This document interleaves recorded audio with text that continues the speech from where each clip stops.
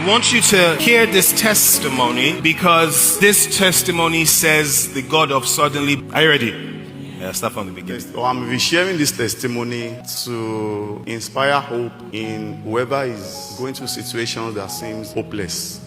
Many years ago, 2015 to be precise, while I was an undergraduate in one of the universities, because of some bad choices that I've made right from my secondary school, I was involved in cultism that almost led to murder and some other charges. So we were arrested, we were two, and along the line, we were taken to station, from station to court, from court to prison. And I was on a waiting trial for 7 good years. And along that line, I lost my dad, I lost my education, lost my family, I lost my loved ones, I lost my freedom, I lost everything. And after 7 years, in 2022, May, I and my casemates were sentenced to death by hanging.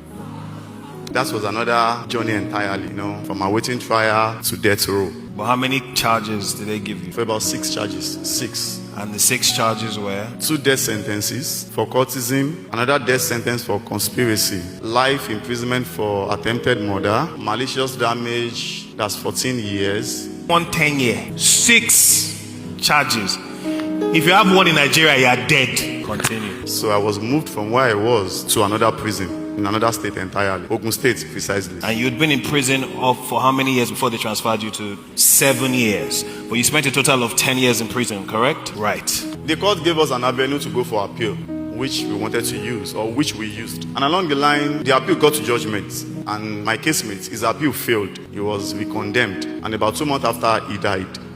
And normally, because we are casemates and we are both accused of the same charges, the moment his own appeal failed, mine too has failed automatically. There's no two way about it. So I was just waiting for the judge to read out the verdict. But he said that he was tired that day, so he couldn't go ahead with it. So it was postponed for another 90 days. So the 90 days came, something happened, the court didn't sit. So there was a day I was using my time in prison judiciously. I was a chorister, I happened to be the choir master later. I was also a teacher, I was teaching the adult classes and all of that.